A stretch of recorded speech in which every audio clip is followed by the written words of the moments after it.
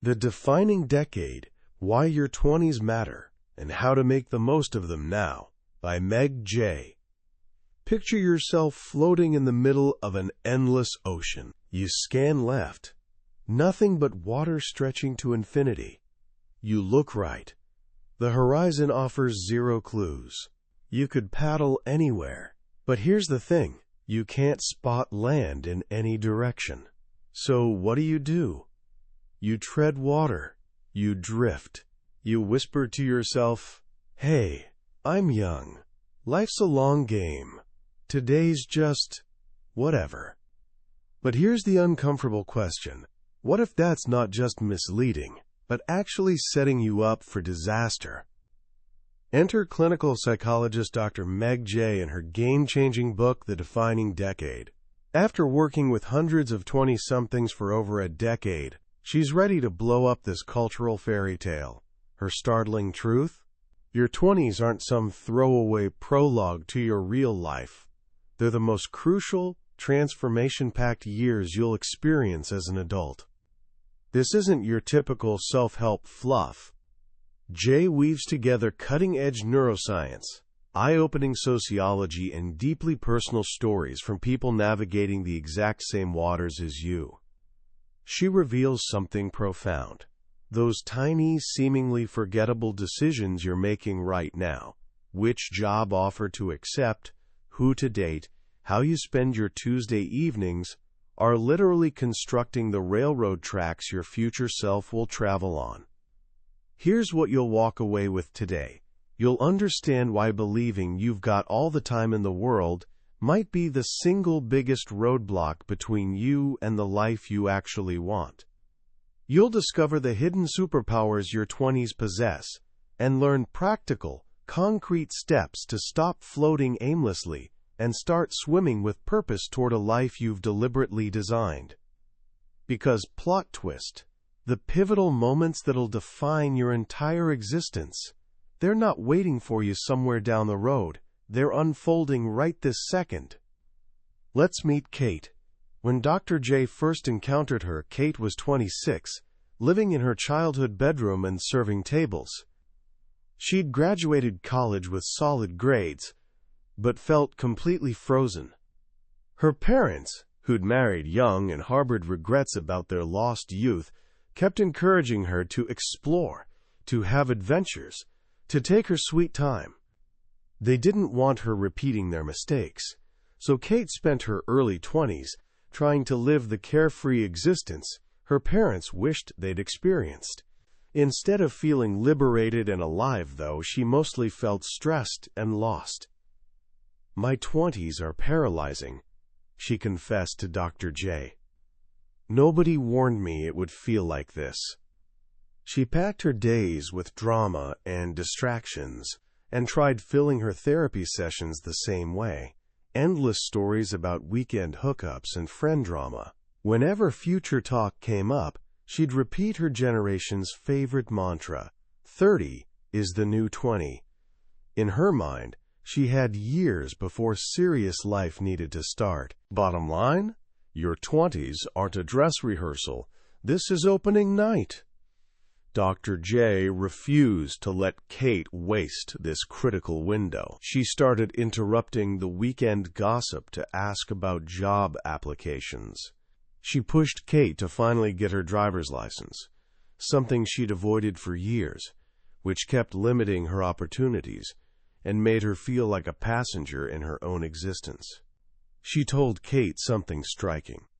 The examined life matters, sure, but the unlived life isn't worth examining at all. Your future's in danger. One day, Kate arrived at therapy in tears. She'd just had brunch with 4 college friends. One was in town for a professional conference. Another had returned from dissertation research in Greece. The third brought along her fiancé.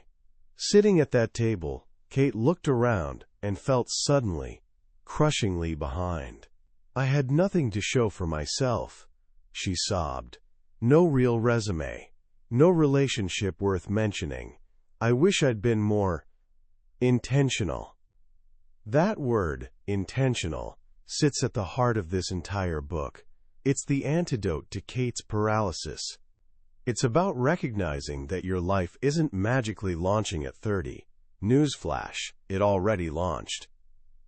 So how do we become intentional? Dr. Jay introduces a powerful framework she calls identity capital. Identity capital is your collection of personal assets. Think of it as the currency you use to buy the jobs, relationships, and experiences you want. It includes your degrees, work experience, skills you've mastered, how you communicate, even your background. These are investments you make in yourself, things you do long enough or well enough that they become part of your identity. Consider Helen, another one of Dr. Jay's clients. At 27, Helen described herself as having an, quote, identity crisis. She was a talented photographer who'd majored in art despite her parents' objections. After graduating, the unstable freelancer lifestyle proved overwhelming, so she started nannying to pay bills. Her career-building friends began pitying her. Helen felt stuck, waiting for some lightning bolt of intuition to reveal who she was supposed to become so her life could finally begin. She thought she was doing exactly what she should, having her crisis, but Dr. Jay pointed out she was only telling half the story.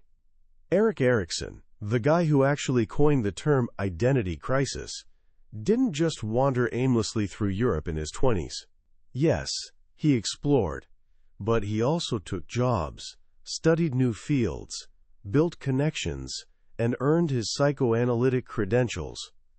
Along the way, he was stacking identity capital. Helen was all crisis, zero capital. She was pushing strangers, babies around in strollers, work that added nothing to her resume or sense of self. It was what Dr. Jay calls an unthought known, a truth we sense deep down but are terrified to acknowledge. Helen knew nannying was a dead end, but facing that reality felt paralyzing. Dr. Jay pushed her to find work that could actually go on a resume, to earn some capital. Soon after, Helen mentioned she had an interview for a floater position at a digital animation studio but wasn't planning to go. It sounded like just paying dues. She was considering a coffee shop job instead, because it seemed cool and not corporate. This is a classic 20-something trap. We choose underemployment, jobs we're wildly overqualified for, because it feels less serious, less binding. But Dr. Jay warns these jobs can be incredibly destructive. The longer you're underemployed, the more you become different and damaged in the job market. Your motivation tanks, depression can creep in, and your dreams start feeling increasingly distant as the world begins treating you like your name tag suggests. That floater job, despite sounding like mailroom work, was overflowing with identity capital. It offered chances to learn a new industry, make connections, invest in her actual dream. Helen took the advice, went to the interview, and landed it. 6 months later, she got promoted from floating to having her own desk. A visiting movie director noticed her talent and hired her as his cinematography assistant. She moved to Los Angeles and now works on films. Helen's story reveals something profound. One good piece of capital is how you unlock the next. Better opportunities don't just materialize, you construct them, brick by brick. But how do you find these opportunities when you feel like you know nobody? The answer lies in Dr. Jay's next powerful concept, the strength of weak ties. We've all heard about the urban tribe, that tight-knit friend group that becomes your chosen family in your 20s. They give you airport rides, bring soup when you're sick, listen to your venting over dinner. Your urban tribe helps you survive, but Dr. Jay argues it doesn't help you thrive. Your close friends, your strong ties, are wonderful, but they're usually too similar to you. They know the same people, access the same information, and are often just as stuck as you are. The people who'll truly transform your life dramatically, Your weak ties, people you barely know, former professors, old bosses, your friend's friend, the neighbor you exchange hellos with. Weak ties function like bridges to entirely new worlds. They know things, and people you don't. In a famous study, a sociologist discovered that over 3/4 of people found jobs not through close friends, but through contacts they saw only occasionally or rarely. Fresh information and new opportunities spread farther and faster through weak ties. Dr. Jay shares how this very book came to exist. A big box of books from a major publisher arrived at her house by mistake. She emailed the editor to give a heads up. They struck up casual correspondence. Months later, that editor connected her with the people who eventually published this book, all because of a weak tie, a connection entirely random, yet utterly transformative. Take Cole and Betsy's story. Cole was an engineering major who, after college, took an easy job and spent evenings drinking with roommates, complaining about how much they all hated work. He was trapped in his urban tribe's echo chamber. Betsy was an artist, tired of dating unmotivated guys, but kept meeting the same type through her close circle. One night, they both reluctantly attended a 30th birthday party for someone they barely knew. Cole's sister dragged him there. Betsy had decided to say yes to an invitation she'd normally decline, hoping to meet new people. They met at that party, a place neither wanted to be, and everything changed. Inspired by Betsy's ambition, Cole remembered an old high school friend, a weak tie, working at a cool tech startup. He reached out, his friend vouched for him, and Cole landed a job launching his successful career. Cole and Betsy are now married. Weak ties, the party invitation woman and the old high school friend, transformed both their lives. Many of us hate networking. It feels fake, performative. But reaching out to weak ties isn't about being slick. It's about being brave enough to ask for help. And here's the thing. People, especially older successful folks, often genuinely want to help. There's a helper's high from being generous. The key? Be respectful and specific. Don't expect a weak tie to solve your entire life. Do your homework. Know what you need, an introduction, advice, an informational chat, then ask clearly.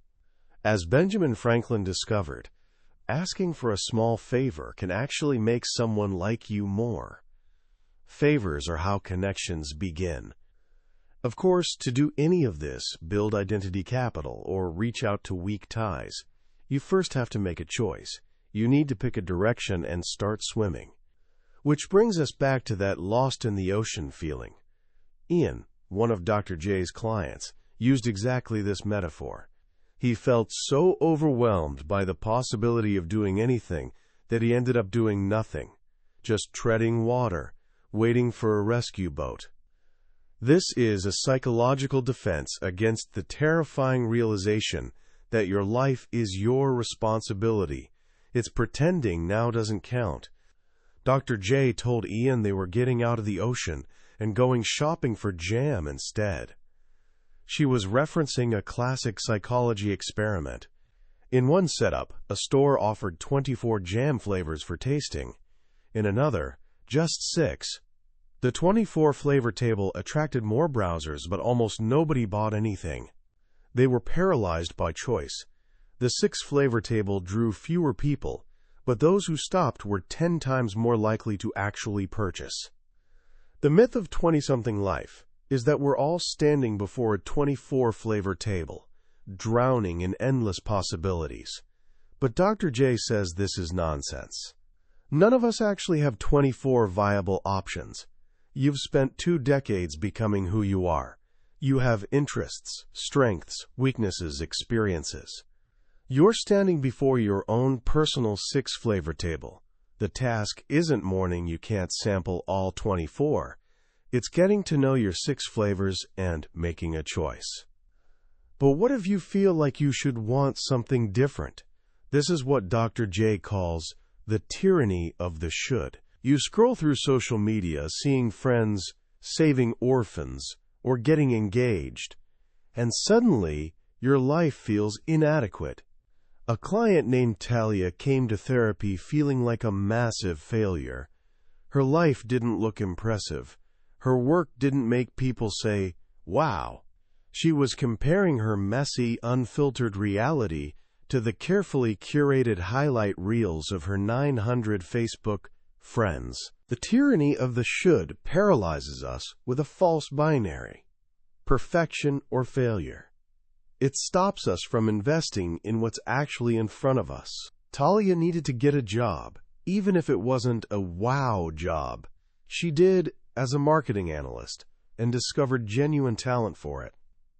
She learned that significance doesn't come from grand gestures, but from investing in what you have. She stopped obsessing over how life was supposed to look and started actually living the life she had. This same principle applies to love, the other cornerstone of being human. Just as we convince ourselves we have infinite time for careers, we do the same with relationships. We spend our 20s in low standards or no standards relationships, assuming we'll get serious later. But then, what Dr. Jay calls the age 30 bait and switch happens. What felt fine at 29 suddenly feels awful at 30. Panic sets in. You look around at the relationship game of musical chairs, watch your friends settling down, and you grab the nearest available chair just so you're not left standing alone. One client confessed, "Sometimes I think I married my husband just because he was the closest chair to me at 30. The best time to work on your marriage is before you have one, and that starts with a radical idea. You don't just choose your partner, you choose your family." Emma was a resilient young woman who'd survived a traumatic childhood. Her father had died by suicide, and her mother struggled with alcoholism. She'd fallen up, excelling in school and work, but inside felt crushingly lonely. She had kind friends, but during holidays or real crises, everyone returned to their families, leaving her alone. One day, she broke down sobbing in Dr. Jay's office after buying a new address book. She had hundreds of contacts, but the in case of emergency line sat empty. "Who's going to help me if I get cancer?" she cried.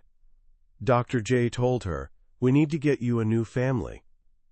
For the first time, Emma realized that through partnership, she had a second chance. She wasn't just choosing a boyfriend, she was selecting her future in-laws, her future children's grandparents. She ended things with her directionless boyfriend and committed to finding a partner who could provide the warm, loving family she'd never had. A few years later, she married a man whose family embraced her completely. Her in-laws bought an apartment nearby to stay close to future grandchildren. That emergency contact blank in her address book she wrote suddenly didn't seem big enough. Being intentional about love also means being thoughtful about how relationships develop. Today, over half of all marriages begin with cohabitation. Most 20-somethings believe it's smart, a way to test compatibility and avoid divorce. But research shows the exact opposite. Couples who live together before engagement report lower marital satisfaction and higher divorce rates. This is called the quote-quote cohabitation effect. Why? Because couples often slide into living together rather than consciously deciding. It's cheaper, more convenient, it just happens. Standards for a live-in partner sit lower than for a spouse. But while sliding in feels easy, sliding out gets hard. This is lock-in. The shared lease, furniture, the dog, mutual friends, these become switching costs. Breaking up becomes so inconvenient that staying together feels easier, and that inertia can slide a couple straight into a marriage neither person actually chose. Being intentional means choosing a partner based on compatibility, not convenience. And Dr. Jay argues the most important compatibility isn't about shared hobbies or politics. Those are deal breakers, not matchmakers. Real compatibility comes from personality. She introduces the Big Five personality traits: openness, conscientiousness, extroversion, agreeableness, and neuroticism. While opposites might spark attraction for a fling, for lifelong partnership, similarity creates compatibility. The more alike two people's personalities, the better they understand each other, the less friction exists. It's not about finding a clone, it's about understanding your own personality and seeking someone you're in like with, not just in love with. Finally, underlying all these choices about work and love is the physical reality of your own development. What's happening in your brain and body? You might know about Phineas Gage, the 19th century railway worker who survived having a tamping iron shoot through his skull. He lived, but he wasn't himself anymore. He became impulsive, reckless, unable to plan ahead. The accident destroyed his frontal lobe, the brain region right behind our foreheads responsible for reasoning, judgment, and forward thinking. Here's the stunning part. Modern brain scans reveal the frontal lobe doesn't fully mature until our mid to late 20s. Your 20s are when your brain wraps up its second and final major growth spurt. It's a critical window where thousands of new neural connections sprout, wiring you for the rest of your life. The jobs you take, relationships you build, challenges you face, these experiences are physically reshaping your brain. It's a use-it-or-lose-it moment. 20-somethings who actively engage with the world, who tackle difficult jobs and navigate complex relationships, are building more resilient, capable, forward-thinking brains. Those hiding out are watching this opportunity evaporate. This is why facing workplace challenges, even terrifying ones, matters so much. A client named Danielle landed a high-pressure job assisting a major television news anchor. Her boss was demanding and frequently yelled. Every day felt like a crisis, and she constantly wanted to quit. But she persevered. Each time she got through a brutal day without quitting. Each time she solved problems under pressure. She experienced what psychologists call a mastery experience. Real confidence isn't innate. It doesn't emerge from inside out. It builds from outside in. It's constructed through these small, lived moments of success. It comes from action, surviving failures, putting in hours. Becoming expert at something takes roughly 10,000 hours of practice. By staying in that difficult job, Danielle wasn't just earning a paycheck. She was earning confidence, hour by hour. What's the result of all this work? Personality change. We often assume personality gets fixed in childhood, but research is crystal clear. Our personalities change more during our 20s than any other life period. By investing in adulthood, securing jobs, forming stable relationships, setting goals, we become more confident, responsible, agreeable, and less anxious and angry. We literally grow into the people we want to become. Lastly, we need to discuss the body, specifically fertility. This might seem like a 30s or 40s topic, but for 20-somethings, it's critical information for life planning. While celebrity stories might suggest we can have babies at 47, biological reality is unforgiving. Female fertility peaks in the late 20s and drops considerably at 35. By 40, it plummets. Dr. Jay isn't saying everyone needs children in their 20s. She's saying 20-somethings who want to become parents deserve accurate facts, enabling informed, intentional decisions about their life timeline. This comes down to one final, simple action. Do the math. A client named Rachel told Dr. Jay she'd get serious about law school by 30 and wanted her first child by 35, with marriage somewhere between. When Dr. Jay mapped it on a timeline, Rachel realized her plan was impossible. She couldn't start law school at 30, get married, and have a baby within 5 years without crushing stress and major compromises. Seeing it visualized brought the future closer. It made the present urgent. She enrolled in an LSAT prep course and started working at a law firm for reference letters. She got to work. That's the core message of the defining decade. The future isn't something that happens to you. It's something you create, decision by decision, day by day, in your 20s. When you finish a book like The Defining Decade, it's impossible not to feel jolted, this electric mixture of urgency and wild optimism. The central premise, that our 20s form the foundation for everything that follows, is beautifully simple, yet profoundly countercultural. In a world constantly telling young people to wait, to explore, to not rush, Meg Jay's voice cuts through like a call to action. It's a call to take yourself and your life seriously. What strikes me most powerfully about this book is that it's not a blueprint for perfection. It's a guide to intentionality. It doesn't dictate what to choose. It urges you to choose something. It replaces the paralyzing fear of making wrong choices with the empowering knowledge that not choosing is itself a choice, often the one carrying the highest cost. The stories throughout this book are its beating heart.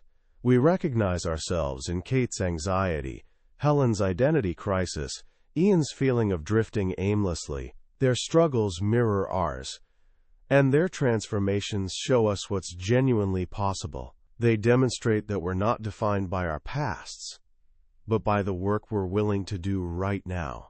So, what can you actually do today after absorbing these ideas? Let me offer 3 concrete actions. First, identify one piece of identity capital you can acquire within the next 30 days. It doesn't need to be monumental. Maybe finish an online course, volunteer for a challenging project at work that teaches you something new, or finally get that driver's license you've been postponing. Do something that adds to your story, that becomes part of who you are.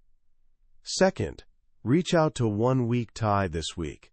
Think of a former teacher you respected, a boss from a past job, or a parent's friend working in a field that intrigues you.